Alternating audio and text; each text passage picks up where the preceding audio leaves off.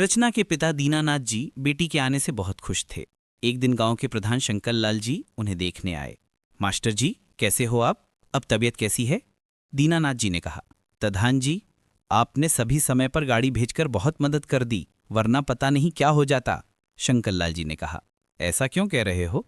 तुम और मैं बचपन के दोस्त हैं, कभी भी कोई भी जरूरत हो तो बता देना। दीनानाथ जी ने कहा। भाई, घर का माहौल तो तुम देख ही रहे हो। मेरी पत्नी और बेटी दोनों बहुत परेशान हैं। मैं अब चाहता हूं कि रचना की किसी तरह हाथ पीले कर दूं। अब मुझे अपना भरोसा नहीं है, पता नहीं कब क्या हो जाए।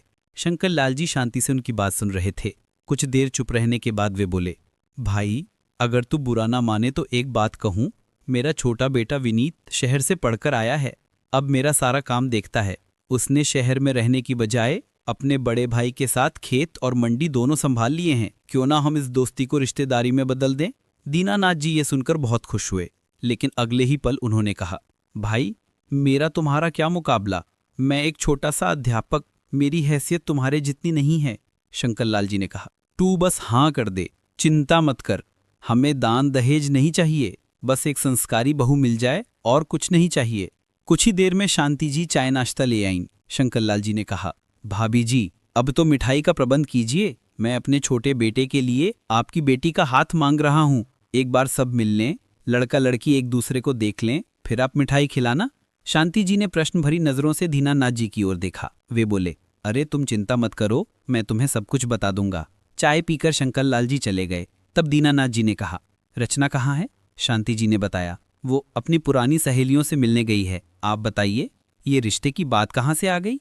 शांति जी, आप तो जानती हो, मुझे एक अटैक पड़ चुका है। सब ठीक है, लेकिन अब मैं अपनी जिम्मेदारी से मुक्त होना चाहता हूँ। रचना की शादी हो जाए तो मन से एक बोझ उतर जाएगा। दीनानाथ जी की बात सुनकर शांति जी की आंखें भर आईं।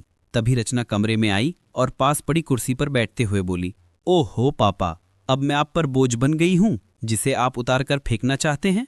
नहीं बेटी, ऐसी बात नहीं है। इनके पुराने मित्र शंकर लाल जी आए थे। वे अपने छोटे बेटे के लिए तेरा हाथ मांग रहे थे।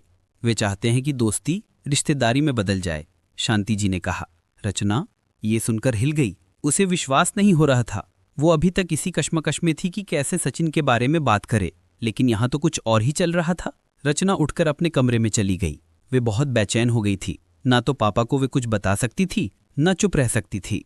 शाम को सब खाना खाकर सोने की तैयारी कर रहे थे। रचना छत पर चली गई। उसने सचिन को फोन किया और सारी बात बता दी। सचिन ने रचना से कहा, रचना, ये क्या कह रही हो? मैं आ रहा हूं तुमसे मिलने, तुम्हारे मम्मी पापा से बात करने। रचना ने कहा, नहीं सचिन, यहाँ मत आना। पापा अभी भी बेड रेस्ट पर हैं। मैं उन्हें किसी तरह मना लूंगी। जब तक मैं ना कहूँ यहाँ मत आना। लेकिन रचना, एक बात याद रखना, मैं तुम्हारे बगैर मर जाऊंगा। मैं तुमसे बहुत प्यार करता हूँ, मुझे छोड़ने के बारे में सोचना भी मत। सचिन की बात सुनकर रचना परेशान हो गई। उसे कुछ समझ नहीं आ रहा था। कुछ देर वह छत पर टहलती रही। शांति जी रचना को ढूंढती हुई छत पर आ गईं।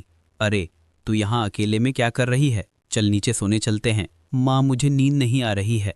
आप जाओ, मैं थोड़ी देर में आती हूँ, रचना ने माँ को टालते हुए कहा। शांति जी ने उसका चेहरा पढ़ लिया था। वे बोली, क्या बात है, तू बहुत परेशान लग रही है।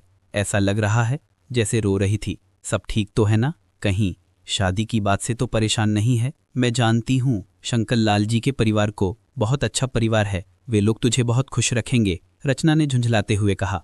माँ, वो बात नहीं है, लेकिन मैं अभी शादी नहीं करना चाहती हूँ, शांति जी ने उसे समझाते हुए कहा। मैं जानती हूँ अभी तेरी पढ़ाई चल रही है, लेकिन तू चिंता मत कर, तेरे पापा ने उनसे बात कर ली है। शादी के बाद भी तू अपनी पढ़ाई जारी रख सकती है। रचना ने अपनी माँ को छत पर पड़ी चारपाई पर बिठाया और बोली, माँ, एक बात आपको बतानी थी, पापा से मत कहिएगा।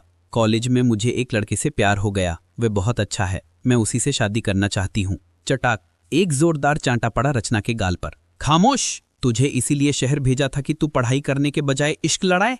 जानती नहीं, यहाँ गांव में ये सब नहीं चलता। हे भगवान, अब मैं तेरे पापा से क्या कहूंगी? वो तो ये सब बर्दाश्त नहीं कर पाएंगे। शांति जी बोले जा रही थी। रचना चुपचाप सब सुन रही थी। ये तो होना ही था, उसे पता था अचानक ये सब होगा। इसका अनुमान उसे नहीं था, लेकिन अब और कोई चारा नहीं था। रचना ने कहा, माँ, एक बार आप दोनों सचिन से मिल लो, बहुत अच्छा लड़का है। शांति जी की आंखों से भी आंसू बह रहे थे।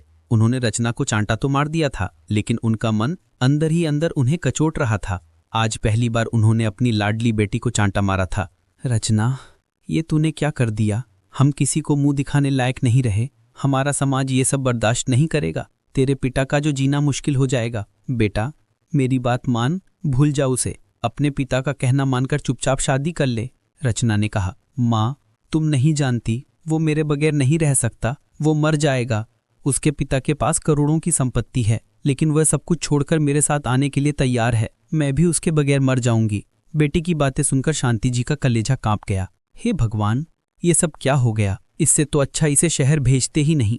अब इसके पिता से कैसे बात करूं? यही सब बड़बड़ाती हुई शांति जी नीचे आ गईं। उन्होंने कमरे में झांक कर देखा। दीनानाथ जी चैन से सो रहे थे। उनके चेहरे को देखकर ऐसा लग रहा था जैसे अब उन्हें कोई परेशानी नहीं है। शांति जी नीचे चटाई बिछाकर सोने की कोशिश करने लगी। कुछ देर बाद रचना नीचे आई और दूसरे कमरे में सोने चली गई। शांति जी सारी रात रोती रहीं। उन्हें कुछ समझ नहीं आ रहा था कि अब क्या करें। इधर रचना भी गहरी सोच में डूब गई। सोचते सोचते उसे पता नहीं कब नींद आ गई। सुबह फोन की घंटी से उसकी आंख खुली। दूसरी तरफ फोन पर सचिन था। रचना, क्या हुआ? सब ठीक है? तुम कैसी हो? रचना ने कहा। सचिन, मैंने हिम्मत करके माँ को सब कुछ बता तो दिया है, लेकिन वे बहुत गुस्सा हैं। तुम सब्र रखो, मेरे लिए सब कुछ बहुत मुश्किल है। रचना ने किसी तरह सचिन को समझाकर फोन रख दिया। वे कमरे से बाहर आई तो शांति जी किचन में चाय बना रही थी। रचना पापा के पास जाकर बैठ गई। दीनानाथ जी ने उसे देखा और कहा, बेटा, क्या बात है? बहुत परेशान लग रही है। रचना कुछ बोलती, इससे पहले ही शांति जी ट्रे में 3 कप चाय लेकर आईं। आप किसी की चिंता मत कीजिए, सब ठीक हैं। आप बस अपनी सेहत की चिंता कीजिए। ये कहकर उन्होंने चाय की ट्रे पलंग पर ही रख दी। सबने अपने अपने कप उठा लिए और चाय पीने लगे। शेष कहानी आगे भाग 4 में देखें और पढ़ें।